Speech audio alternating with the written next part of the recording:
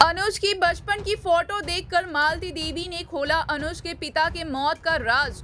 अनुज अनुपमा के उड़े होश। जी हां, क्या है पूरी खबर। आखिरकार किस तरीके से मालती देवी को अनुज की बचपन की फोटो मिलती है और उस फोटो को देखकर मालती देवी क्या कुछ कहती है, क्या कुछ बड़े राज खुलते हुए नजर आएंगे। चलिए आज की इस वीडियो में हम आपको सारी बातें बताएंगे, लेकिन उससे पहले बता दें कि ये सारी बातें बेबुनियादी नहीं है। ये सारी बातें ऑन लोकेशन शूटिंग के दौरान पाई गई खबरों पर आधारित है, यानी कि अपकमिंग ट्रैक में आपको कुछ ऐसा होते हुए नजर आ सकता है। तो जरूर से ही इतनी मेहनत के लिए वीडियो को लाइक, चैनल पर नए हैं तो चैनल को सब्सक्राइब और पास खड़े घंटे बटन को दबा दें ताकि ऐसी और तमाम खबरें आप तक सही समय पर पहुंचे। तो और वीडियो को अंत तक जरूर देखें ताकि आपको सारी अपडेट जरूर से मिले।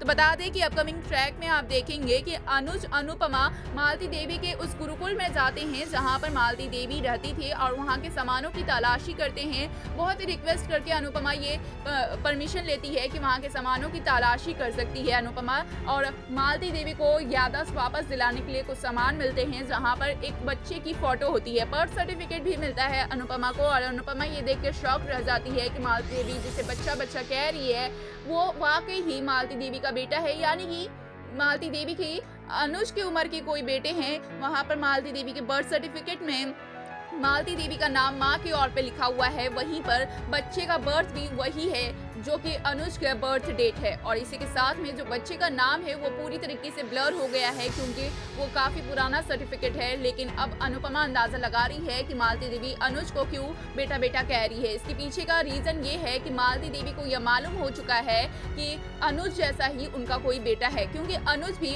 मालती देवी की बेटी की उम्र का ही है। और ये सब जानने के बाद उन्हें एक छोटा सा अनुज का बचपन का फोटो भी मिलता है, जिसे देखकर अनुज बोलते हैं ये तो मेरी बचपन का फोटो है। वहीं पे ये फोटो जब मालती देवी को दिखाया जाता है तो मालती देवी पहचान जाती है और बताती है यही तो मेरा बेटा है और ना जाने कहां गायब हो गया है। तभी मालती देवी ये राज भी खोलती है कि इनके पिता का देहांत भी मालती देवी की वजह से हुआ था, क्योंकि मालती देवी अपने करियर में आगे बढ़ने के लिए अपने बच्चे को यूं ही रोता बिलखता हुआ छोड़कर चली गई थी और बच्चे को संभालते संभालते उनके पिता काफी ज्यादा परेशान हो गए थे और कहीं ना कहीं मालती देवी से बहुत ज्यादा प्यार करते थे।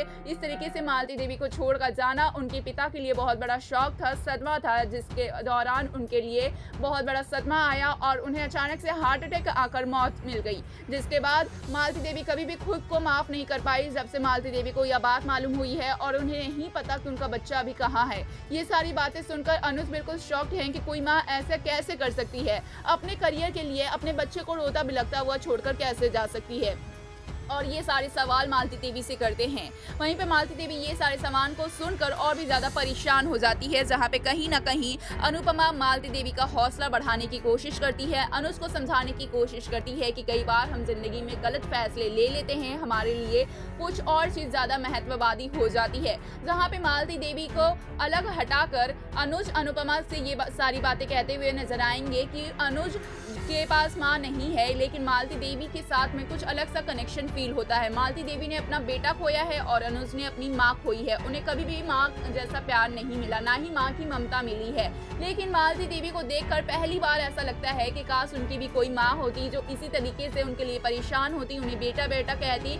जब मालती देवी उनके इर्द गिर्द होती है तो अनुज बताते हैं कि उन्हें एक स्पेशल कनेक्शन मालती देवी से फील होता है। ऐसा लगता है कि मालती देवी कोई अपनी ही तो है, जान पहचान की ही तो है, इनसे कैसे अलग रहना।